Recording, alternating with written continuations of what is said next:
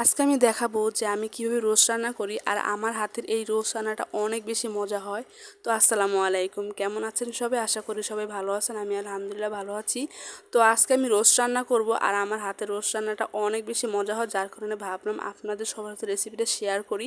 তো সব কিছু রেডি করে নিলাম আর চিকেনটা আর কি আমি এখানে ধুয়ে কেটে সাইডে রেডি করে নিয়েছি। আর আমি এখানে নিয়েছি বাদাম, আমি এখানে দুই পদের বাদাম নিয়েছি, কাজু বাদাম আর চীনা বাদাম, আর নিয়েছি আমি কিশমিশ। তো ওইগুলো খোসা ছাড়িয়ে ধুয়ে সাইডে রেখে দিলাম। আর আমি এখানে একটু দুধটা জাল দিয়ে নিব টক দই বানানোর জন্য। আমি বাহিরে টক দই একদম খেতে পারি না, যার কারণে আমি সবসময় ঘরে টক দই বানিয়ে তারপর আমি এই রোস্টটা রান্না করি। তো এই টক দইটা দিয়েই কিন্তু আমি বাদামটা ব্লেন্ড করে নিব। বাদাম আর কিশমিশ আমি একসাথে ব্লেন্ড করে নিব।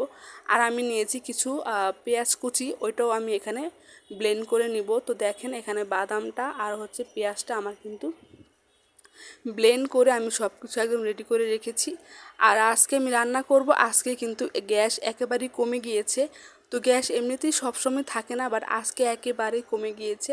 তো অনেক বেশি কম ছিল গ্যাসটা, তো রান্না করতে অনেক বেশি ঝামেলা হয়ে গিয়েছিল।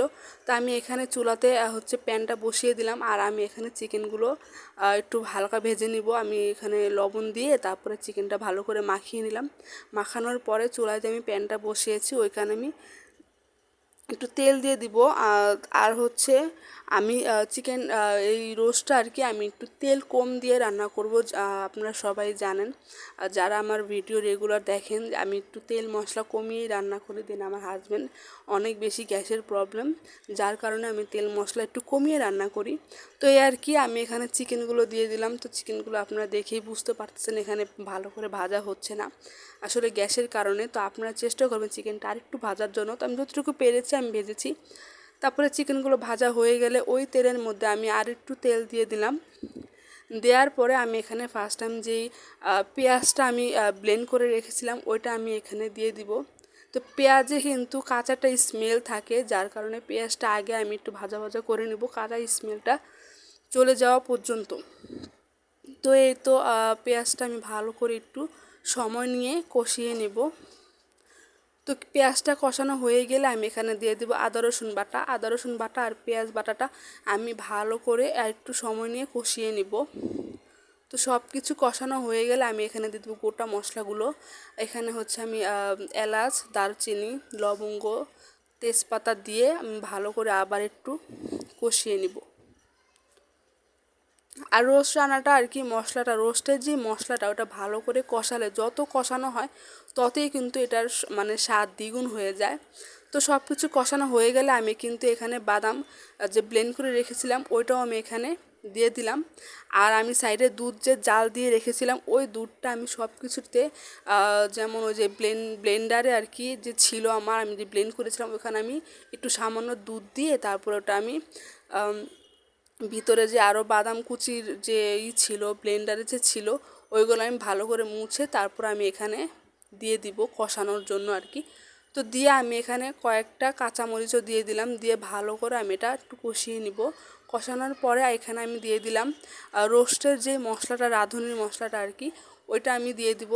তো দিয়ে এটা আমি ভালো করে আবার একটু কষিয়ে নিব। তো এই তো ভালো করে কষানো হয়ে গেলে তারপর আমি এখানে দিয়ে দেবো ভাজা মশলার গুঁড়া। এটা কিন্তু আমার ভিডিওতে আছে, আমি এখানে কি কি দিয়ে তারপরে আমি কি কি মশলা দিয়ে আমি এটা গুঁড়ো করেছি আমার ভিডিওতে আছে, আপনারা কিন্তু ইচ্ছে করে দেখতে পারেন ভাজা মশলার গুঁড়ো। আর আমি এখানে দিলাম লবণ। তো লবণ টবণ দিয়ে সব কিছু একসাথে মিশিয়ে আমি এটা ভালো করে আর একটু কষিয়ে নিব।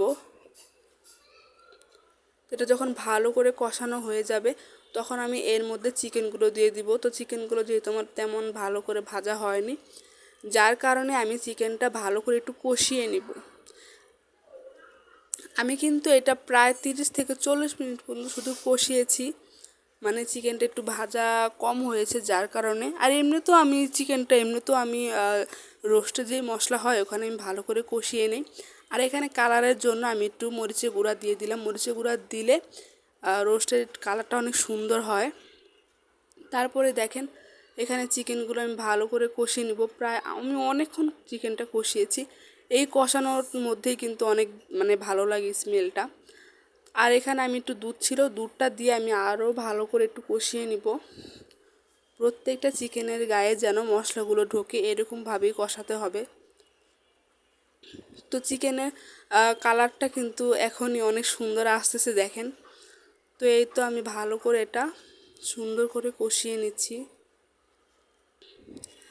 আর আমি ভাবলাম যে ইচ্ছে আম্মু বলতেছিল আর কি যে ডিমটা নাকি সিদ্ধ করে আলাদা করে রান্না করবো। তো ভাবলাম যে না, ওইভাবে না করে ডিম আমি সিদ্ধ করে 2টা ডিম আর কি আমি সিদ্ধ করে আমি চিকেনের ভিতরে দিয়ে দিব। তো আমি সাইডে 2টা ডিম সিদ্ধ করে হালকা একটু ভেজে নিয়েছি। তো ভেজে তারপরে এই ডিমটাই আমি রোস্টের মধ্যে দিয়ে দিব, মশলার মধ্যে। তো ডিমটা খেতেও ভালো লাগবে, এক্সট্রা ঝামেলা করতে হলো না। তো এই আর কি ডিমটা দেওয়ার পরে এটা আমি আরও 10 থেকে 15 মিনিট ভালো করে কষিয়েছিলাম। তো কষানোর পরে এখানে আমি একটু গরম পানি দিয়ে দিলাম। যে কোনো রান্নাতে গরম পানি দিলে কিন্তু ওই রান্নাটার স্বাদ কিন্তু দ্বিগুণ হয়ে যায়। তো আমি এখানে একটু গরম পানি দিয়ে দিলাম ঝোলের জন্য আর কি। তো পানিটা দিয়ে আমি আর একটু ভালো করে নাড়াচাড়া দিয়ে দিব। তো পানিটা দেওয়ার পরে যখন একটু কমে আসবে পানিটা, তখন আমি এটার মধ্যে একটু চিনি দিয়ে দিব। রোস্টে একটু চিনি দিলে রোস্ট একটু মিষ্টি মিষ্টি লাগলে কিন্তু অনেক বেশি ভালো লাগে খেতে। তো এই তো আমি উপরে সামান্য একটু চিনি দিয়ে তারপর আমি এটা ভালো করে নাড়াচাড়া দিয়ে যখন পানিটা একেবারে শুকিয়ে আসবে তখন আমি এটা নামিয়ে ফেলবো। তো এই তো আমার রোস্ট রান্না কিন্তু ডান। আর এটা কিন্তু খেতে অনেক বেশি মজা হয়েছিল। দেখতে যতটা দেখতে কেমন লাগতেছে আমি জানি না, বাট এটা খেতে কিন্তু অনেক বেশি ভালো ছিল। তো ভিডিওটা আজকে এ পর্যন্তই। কেমন লাগলো সবাই কিন্তু অবভিয়াসলি কমেন্টে জানাবেন। তো আজকে এ পর্যন্তই। আসসালামু আলাইকুম।